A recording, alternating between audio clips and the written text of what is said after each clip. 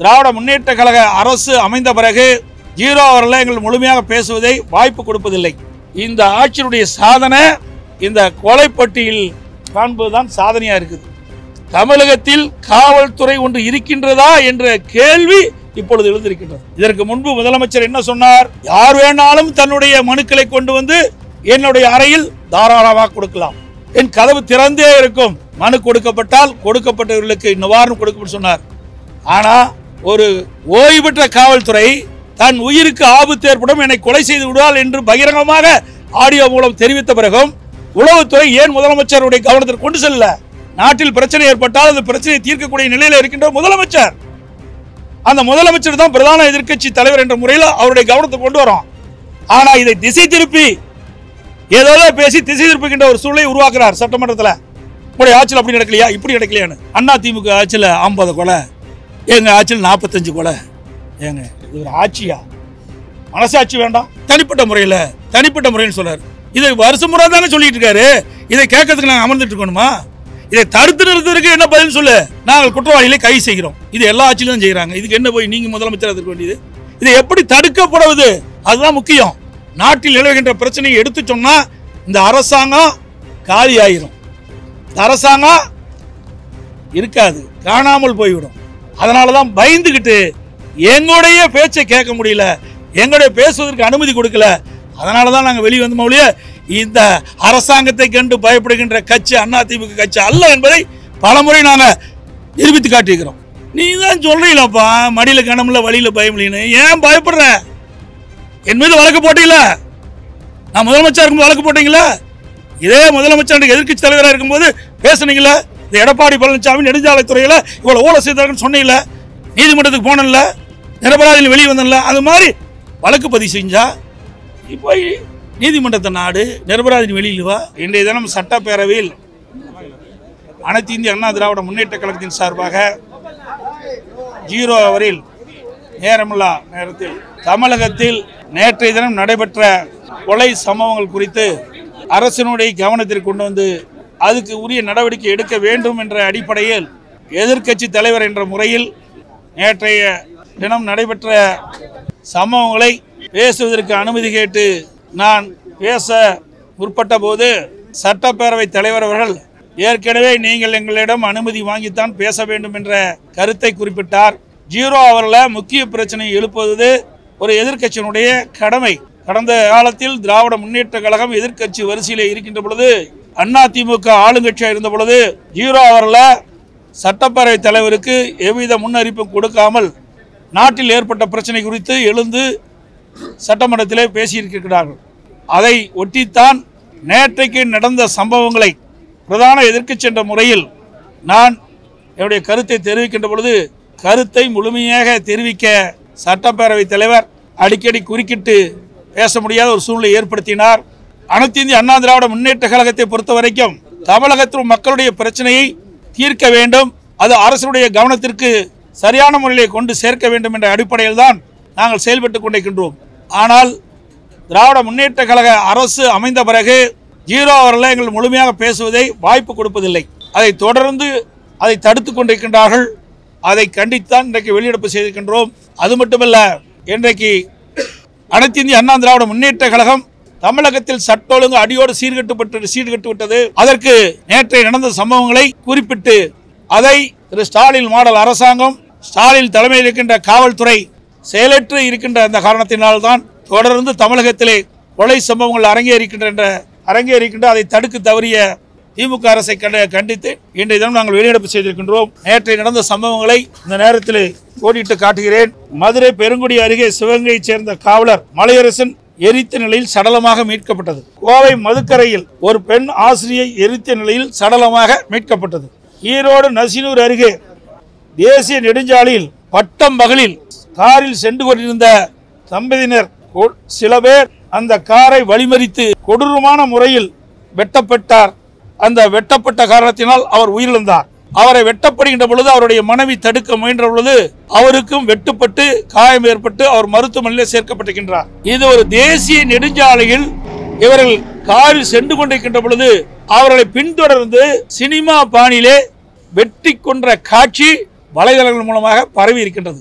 சிவகங்கை மாவட்டம் திருப்புவனம் அருகே மடபுரத்தில் கோடாங்கி சந்தானம் என்ற குறிச்சொல்லும் நபர் அறிவாளால் வெட்டி கொள்ளை செய்யப்பட்டிருக்கின்றார். சென்னையில் திராவிட முன்னேற்ற கழக தொழிற்சங்க நிர்வாகி குமார் கடத்தி சென்று வெட்டி கொலை செய்யப்பட்டிருக்கின்றார். இப்படி நாள்தோறும் கொலை சம்பவங்கள் நடந்து ஏறிக்கொண்டிருக்கின்றன.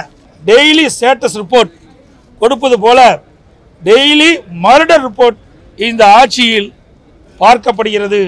இந்த ஆட்சியினுடைய சாதனை இந்த கொலைப்பட்டியில் காண்பதுதான் சாதனையாக இருக்குது. சட்டத்தை நிலைநிறுத்த வேண்டிய இடத்தில் இருக்கின்ற முதலமைச்சருடைய கீழ் இருக்கின்ற காவல்துறை கைகட்டி வேடிக்கை பார்க்கின்ற அவலநிலை பார்க்கின்றோம். குற்றச்செயல் ஈடுபடுகின்ற குற்றவாளிகளுக்கு காவல்துறையை கண்டால் அச்சமில்லை. ஒரு காலத்தில் தமிழ்நாடு காவல்துறை ஸ்காட்லாந்து காவல்துறைக்கு இணையாக போற்றப்பட்ட அந்த காவல்துறை இன்றைக்கு செயலற்று இருக்கின்ற சூழ்நிலையை நாம் பார்க்கின்றோம். அதோடு இந்த அரசாங்கம் எப்பொழுது பார்த்தாலும் குற்றம் நடந்தால் கை செய்கிறோம் என்று சொல்லி பொறுப்பை தட்டி கெழுப்பது, அதுதான் ஒவ்வொரு முறையும் நாங்கள் கேட்கின்ற கேள்விக்கு பதிலாக இருக்கின்றது. தமிழகத்தில் காவல்துறை ஒன்று இருக்கின்றதா என்ற கேள்வி இப்பொழுது எழுந்திருக்கின்றது. எதற்காக சொல்லின்றே சொன்னால், நேற்றைய தினம் திருநெல்வேலியில் ஜாகிர் விஷன் அவர் அதிகாலை தொழுகைக்கு பள்ளிவாசலில் தொழுகை முடித்து சாலையில் வீட்டுக்கு சென்று கொண்டிருந்த பொழுது அவரை வழிமறித்து அவரை படுகொலை செய்யப்பட்டிருக்கிறார். அவருக்கு எதிரிலிருந்து அச்சுறுத்தல் வந்தவுடனேயே திரு ஜாகிர் விஷன் அவர்கள் ஓய்வு பெற்ற காவல் அதிகாரி அவர்கள், அவர் முறைப்படி திருநெல்வேலி ஆணையாளர்களுக்கும் உதவி ஆணையாளர்களுக்கும் காவல்துறை ஆய்வாளர்களுக்கும் தனக்கு இன்னென்ன நபர்களால் அச்சுறுத்தல் ஏற்படுகின்றது, எனக்கு உயிருக்கு ஆபத்து ஏற்படுகின்றது, ஆக இவர்களெல்லாம் விசாரித்து உரிய நடவடிக்கை எடுத்து என் உயிருக்கு பாதுகாப்பு வழங்க வேண்டும் என்று புகார் மனு கொடுத்திருக்கிறார். ஆனால் சட்டத்தை காக்கக்கூடிய காவல்துறை அவரை அழைத்து கட்ட பஞ்சாயத்து செய்து கொண்டிருக்கிறது. எவ்வளவு பெரிய வேதனை என்பதை எண்ணி பாருங்கள். இதையெல்லாம் தெரிந்து கொண்டு ஜாகிர் விஷன் அவர்கள் ஒரு ஆடியோ வெளியிடுறார். அதில் பதிவு செஞ்சு விடுறார், எதிரிகள் என்னை எப்பொழுது வேணாலும் வெட்டி கொல்லப்படுவார், என் உயிருக்கு ஆபத்து ஏற்படுகிறது என்று இதை முதலமைச்சர் பார்க்க வேண்டும், உரிய நடவடிக்கை எடுக்க வேண்டும் என்று அந்த ஆடியோவில் வெளியே தெரிவிச்சிருக்கார். எல்லா வலைதளங்களும் வந்திருக்குது. இப்படி பகிரங்கமாக தன் உயிருக்கு ஆபத்து ஏற்படுகின்றது, இவர்களால் என்னுடைய உயிர் போகும் என்று அவர் ஆடியோ மூலமாக தெரிவித்த பிறகும் காவல்துறை மெத்தனமாக இருக்கின்றது. இந்த துறைக்கு நிர்வகிக்கின்ற முதலமைச்சர் இது கண்டுகொள்ளவில்லை. இதற்கு முன்பு முதலமைச்சர் என்ன சொன்னார், யார் வேணாலும் தன்னுடைய மனுக்களை கொண்டு வந்து என்னுடைய அறையில் தாராளமாக கொடுக்கலாம், என் கதவு திறந்தே இருக்கும், மனு கொடுக்கப்பட்டால் கொடுக்கப்பட்டவர்களுக்கு நிவாரணம் கொடுக்கும் சொன்னார். ஆனால் ஒரு ஓய்வு பெற்ற காவல்துறை தன் உயிருக்கு ஆபத்து ஏற்படும், என்னை கொலை செய்து விடுவார் என்று பகிரங்கமாக ஆடியோ மூலம் தெரிவித்த பிறகும் உளவுத்துறை ஏன் முதலமைச்சருடைய கவனத்திற்கு கொண்டு செல்ல? அப்படி கொண்டு சென்றிருந்தால் அவர் உயிர் காப்பாற்றப்பட்டிருக்கும். குற்றவாளிகளை தண்டித்திருந்தால் அவர் உயிர் காப்பாற்றப்பட்டிருக்கும். அதனால தான் சொல்றேன், தமிழகத்தில் காவல்துறை இருக்கின்றதா இல்லை என்ற சந்தேகம். சட்ட ஒழுங்கு அடியோடு சீர்கட்டு விட்டது. செயலற்ற காவல்துறையாக தான் பார்க்கப்படுகிறது. இதையெல்லாம் சட்டமன்றத்திலே தெரிவிக்கப்பட்டு இதற்கு உரிய நடவடிக்கை எடுக்க வேண்டும் என்ற அடிப்படையில் தான் இன்றைய தினம் அனைத்து இந்திய அண்ணா திராவிட முன்னேற்ற கழகம் பிரதான எதிர்க்கட்சி முறையில் இன்றைக்கு நாட்டில் இருக்கின்ற பிரச்சனை கொண்டு வந்தோம். மக்கள் அச்சத்தோடு இருக்கிறாங்க. இன்றைக்கு வீட்டிலிருந்து வெளியேறி மீண்டும் வீட்டுக்கு வந்தால் தான் உயிருக்கு உத்தரவாதம்.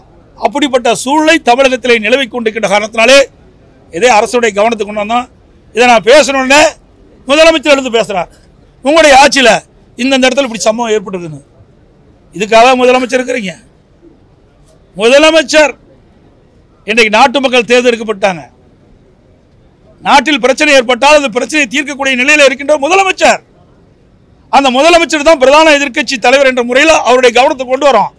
ஆனால் இதை திசை திருப்பி ஏதோ பேசி திசை திருப்புகின்ற ஒரு சூழலை உருவாக்குறார் சட்டமன்றத்தில். உங்களுடைய ஆட்சியில் அப்படி நடக்கலையா, இப்படி நடக்கலையான்னு. அதெல்லாம் நடந்து முடிந்த சம்பவங்கள்.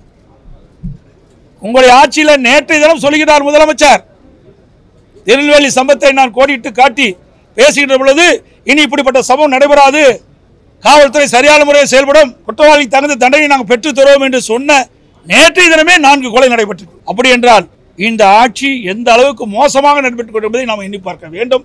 அதையெல்லாம் ஓடிட்டு காட்டி தான் இன்னைக்கு வெளியெடுப்பு செஞ்சிருக்கோம். இதுக்காக ஒரு அரசாங்கம், அதாவது நிதிநிலை ஒப்பிட்டு பேசினா பொருத்தம். அதிமுக ஆட்சியில் இவ்வளவு திட்டங்கள் நிறைவேற்றிக்கிறீங்க, நாங்கள் இவ்வளவு திட்டம் உங்களோட அதிகமாகணும் பரவாயில்ல. அதிமுக ஆட்சியில் 50 கொலை, எங்கள் ஆட்சியில் 45 கொலை. ஏங்க இது ஒரு ஆட்சியா? மனசாட்சி வேண்டாம்? ஒரு முதலமைச்சர் என்று சொல்லிக்கிட்ட பொழுது உயிருக்கு உத்தரவாதம் கொடுக்க மாட்டேங்கிறார் முதலமைச்சர். எப்படி நாட்டு மக்கள் இந்த அரசை நம்பி இருப்பார்கள்? இந்த காவல்துறையை நம்பி எப்படி மக்கள் வெளியிலே நடமாட முடியும்? சிந்திச்சு பாருங்க. இது என்ற ஒப்பிட்டு பார்க்கின்ற நிலையா? இல்லைங்க. மக்களுடைய உயிரோடு விளையாடக்கூடாது. எல்லா உயிர்களும் காக்கப்பட வேண்டிய உயிர்கள். அதுதான் ஒரு அரசாங்கம். அதுக்கு தான் முதலமைச்சர் இருக்கிறீங்க.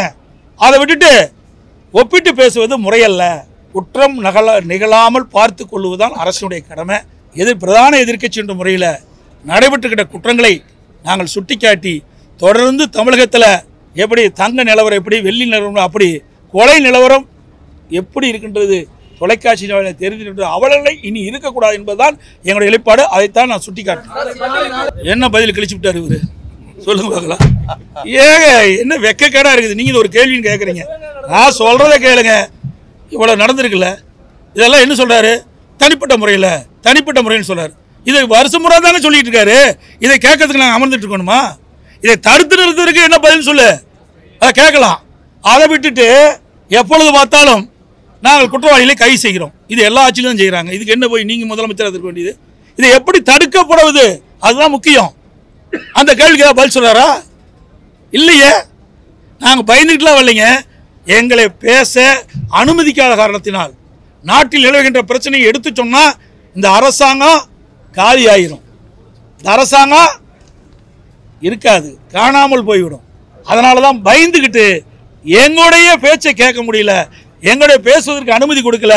அதனால தான் நாங்கள் வெளியே வந்த மொழியே இந்த அரசாங்கத்தை கண்டு பயப்படுகின்ற கட்சி அதிமுக கட்சி அல்ல என்பதை பலமுறை நாங்கள் நிரூபித்து காட்டியிருக்கிறோம். எங்கள் அதிமுக தாங்க நாங்கள் பேசிக்கிட்டோம். ஏற்கனவே இவர்கள் அனைத்து கட்சி கூட்டத்திலேயே நாங்கள் கருத்து சொல்லிட்டோம்ல. இங்கே கூட்டி பேசுகிறதோட நாடாளுமன்றத்தில் பேசு. அங்கே எங்கே நாடாளுமன்றத்தில் உங்களோட இருந்து இந்தியா கூட்டணியில் இருக்கீங்களா? எங்கே குரல் கொடுக்கலையே? குரல் கொடுத்தாங்களா? இல்லையா? இந்தியா கூட்டணின்னு ஒரு அமைப்பு ஏற்படுத்தினாங்களா? அந்த இந்தியா கூட்டணியில் பல்வேறு மாநிலத்தில் இருக்கின்ற பல்வேறு கட்சிகள் ஒன்றாக இணைந்து தான் இந்தியா கூட்டணியோட அமைப்பு ஏற்படுத்தினாங்க. அந்த இந்தியா கூட்டணியில் கூட்டணியில் உள்ளடங்கி இருக்கின்ற கட்சிகள் நாடாளுமன்றத்தில் இவர்களுக்காக குரல் கொடுத்தாங்களா? இங்கே பேசி என்னக்கு பிரயோஜனம்? பேச வேண்டிய இடம் நாடாளுமன்றம். இங்கே வந்து கலந்து கொண்டிருக்கிற பிரதிநிதிகள்லாம் நாடாளுமன்றத்தில் கருத்துக்களை சொல்ல வேண்டும். நாடாளுமன்றத்தில் அழுத்தத்தை கொடுக்க வேண்டும். இங்கே வெறும் ஷோ காட்டி பிரயோஜனம் கிடையாதுங்க. இதெல்லாம் விளம்பர மாடல் அரசாங்கம். விளம்பரத்தில் தான் வண்டி ஓடிட்டு இருக்குது. ஏன் இங்கே வர காங்கிரஸ், இங்கே வந்து காங்கிரஸ் கட்சி கலந்துக்கிறாங்களா? காங்கிரஸ் கட்சிங்கிறது 7 கட்சியே இருக்குது. ஒரே காங்கிரஸ் தானே. ஏன் இந்த காங்கிரஸ் தலைவர் வந்து உரிய பதில் கொடுக்க மாட்டேங்கிறாரு? திராவிட முன்னேற்ற கழக தலைவர் ஒரு காங்கிரஸ் தானே ஆதரிக்கிறாரு. ஒரு மாநிலத்துக்கு ஒரு காங்கிரஸ் இருக்குதா? இல்லை. அப்போ இந்திய தேசிய காங்கிரஸ் கட்சியினுடைய அகில இந்திய தலைவர் திரு கார்கே அவர்கள் ஏதாவது பேசினாரா? என்ன கொடுக்கலையா? அவர் குரல் கொடுக்கட்டும். கொடுக்க மறுஆட்டாங்க. சும்மா இதெல்லாம் நாட்டு மக்களுக்கு ஒரு நாடகத்தை அரங்கேற்றி தாங்கள் எதை எதிர்ப்பதை போலவும் தாங்களாம் முன்னிருந்து இந்த நாடாளுமன்ற தொகுதி சீரமைப்பை ஒரு சரி செய்த போல ஒரு தோற்றத்தை ஏற்படுத்திட்டு இருக்காரு. அதுவும் எப்படின்னா, இவ்வளோ கொலை நடந்துக்கிட்டு இருக்குது, ஊழல் நடந்துக்கிட்டு இருக்குது. இன்றைக்கு அமலாக்கத்துறை மிகப்பெரிய கண்டுபிடிச்சிருக்காங்க. அதையெல்லாம் எதிர்த்து அரசாங்கத்துட்டு போகிறாங்க. நீ தான் சொல்கிறீங்களாப்பா, மடியில் கணமில்ல வழியில் பயமில்லைன்னு. ஏன் பயப்படுற? என் மீது வழக்கு போட்டீங்கள? நான் முதலமைச்சர் இருக்கும்போது வழக்கு போட்டீங்களா? இதே முதலமைச்சர் எதிர்க்கட்சி தலைவராக இருக்கும்போது பேசுனீங்களா? இந்த எடப்பாடி பழனிசாமி நெடுஞ்சாலைத்துறையில் இவ்வளோ ஊழல் செய்தாருன்னு சொன்னீங்கள? நீதிமன்றத்துக்கு போனல, நிரபராதியில் வெளியே வந்தல. அது மாதிரி வழக்கு பதிவு செஞ்சா இப்போ நீதிமன்றத்தை நாடு, நிரபராதியின் வெளியில் வா. உடைய அதிகாரத்தை பயன்படுத்திக்கிட்டு எங்களை கேட்டு தான் உள்ளே வரணும், எங்களை கேட்டு தான் கொடுக்கணும் அப்படின்னா இதில் ஏதாவது தவறு நடந்திருக்குது என்பது தெளிவாக தெரியுது. அதே அமலாக்கத்துறை முழு விசாரணை நடைபெற்று வெளியில் வருகின்ற பொழுது யார் உள்ளே இருப்பா, யார் வெளியே இருப்பான்னு தெரியல. அப்போ பார்க்கலாம். நீங்கள் சொன்ன இந்த கருத்தை தான் நாங்கள் பதிவு வைக்கிறதுக்கு முயற்சி பண்ணோம். பதிவு வைக்க விட மாட்டேங்கிறாங்களே. நடைபெற்ற சம்பவங்களே பதிவு வைக்க விட மாட்டேங்கிறாங்க. இன்னைக்கு எதை முந்தைய சம்பவத்தை எங்கே கொண்டாட முடியும்? ஆக இந்த ஆட்சி பொறுப்பேற்றிலிருந்து நீ சொன்னீங்களா, ஆம்ஸ்டாங் ஒரு கட்சியினுடைய தலைவர் அவரே படுகொலை செய்யப்படுறாங்க, காங்கிரஸ் தலைவர். அதுபோல் காங்கிரஸ் மாவட்ட தலைவர் திருநெல்வேலியில் கண்டுபிடிக்க முடியல. இப்படி இந்த ஆட்சி பொறுப்பேற்ற பிறகு பார்த்தீங்கன்னா கொலைப்பட்டியல் நீண்டு கொண்டே இருக்குது. இன்றைக்கு அரசியல் கட்சி தலைவருக்கும் பாதுகாப்பு இல்லை. இன்றைக்கு சிறுமி முதல் மூதாட்டி வரைக்கும் பாதிப்பு இல்லை, பாதுகாப்பு இல்லை. ஒட்டுமொத்தமாக தமிழ்நாட்டு மக்களுக்கு பாதுகாப்பு. ஆமாம், 100% திசை இருப்பு மூச்சு தான். இன்றைக்கி நாளைக்கு நடவேண்ட கூட்டம் என்ன? இந்த கூட்டத்தை இங்கே கூட வேண்டாம், அந்த கட்சியுடைய தலைவர்களை அழைத்து டெல்லியில் பேசி, நீங்கள் நாடாளுமன்றத்தில் இந்த இந்தியா கூட்டணியில் இருக்கின்ற கட்சி தலைவர்கள்லாம் அங்கே இருக்கின்ற நாடாளுமன்ற அங்கே ஒரு அழுத்தம் கொடுத்தா அதுக்கு தீர்வு காண முடியும். அங்கே ஒற்றுமை கிடையாதுங்க. இந்தியா கூட்டணி இவர் தான் சொல்லிட்டு இருக்காரு. யார்? தமிழ்நாடு முதலமைச்சர் ஸ்டாலின் தான் இந்தியா கூட்டணி சொல்லிட்டு இருக்காரு. அந்த இந்தியா கூட்டணியில் அங்கம் வைத்தவர்கள்லாம் அப்படியே ஒவ்வொருத்தராக வெளியே போயிட்டாங்க. அதாவது நான் ஏற்கனவே உங்கள்கிட்ட சொன்னேன், மாநில அரசாங்கம் இன்றைக்கு நெடுஞ்சாலைத்துறைன்னு ஒரு உதாரணத்துக்கு எடுத்துக்க. நெடுஞ்சாலைத்துறையில் ஒப்பந்தம் விடுவது அதிகாரி தான், அமைச்சருக்கு சம்மதமே இல்லை. அப்படி இருக்கும்போது எங்கள் மீது வழக்கு பதிவு பண்ணி நீங்கள் நீதிமன்றம் வரைக்கும் நாங்கள் போனோம் இல்லையா, உங்கள் மீது சந்தேகப்பட்டு அந்த அமலாக்கத்துறை ஏற்கனவே வழக்கு பதிவு செய்யப்பட்டிருக்குது, எஃப்ஐஆர்லாம் போடப்பட்டிருக்குதா, எல்லாம் வந்து பத்திரிகை செய்தி தான். அந்த செய்தியின் அடிப்படையில் அமலாக்கத்துறை இன்றைக்கு டாஸ்மாகை பல்வேறு அலுவலகத்தில், தலைமை அலுவலகம் முதல் பல்வேறு அலுவலகத்தில் சோதனை மேற்கொண்டாங்க.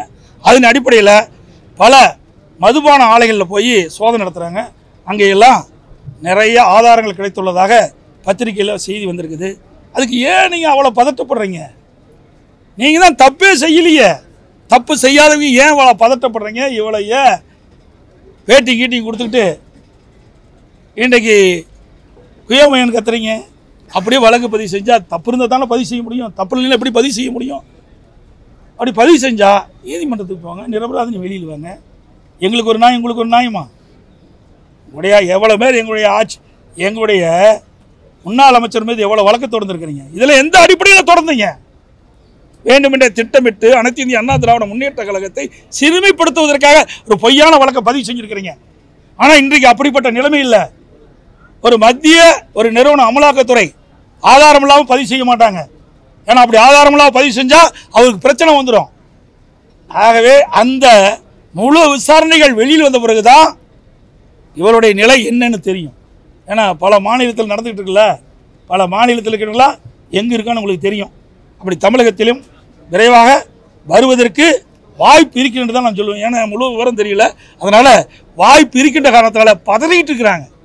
கொஞ்சம் லட்சம் பதற இல்லை. ஏங்க உங்கள் தொலைக்காட்சியிலே நிறைய காட்டினீங்க, உங்கள் தொலைக்காட்சியிலே வந்தது. பார் எடுத்துருக்குறாங்க, பார் க்ளோஸ் பண்ணிட்டாங்க, இல்லீகலாக விற்குதுன்னு நீங்களே காட்டுறீங்க. இதை வச்சு தாங்க அவெல்லாம் வராங்க, இதை வச்சு தானே அமலாக்கத்துறை போய் உள்ள அந்த ஆதாரத்தெல்லாம் திரட்ட ஆரம்பிக்கிறாங்க. அப்படி உங்களுடைய தொலைக்காட்சியில் வந்த அந்த செய்தி, பத்திரிகை வந்த செய்தியெல்லாம் பொய்யா? அமைச்சர் சொல்கிறது மட்டும் நெசமா? இது நாட்டு மக்களுக்கே தெரியுங்க. 10 ரூபா நபர்னா யாருன்னு தெரியும். ஒரு பாருங்க, நேற்றைய தினம் முந்தைய தினம் இந்த வலைதளத்தில் வருது.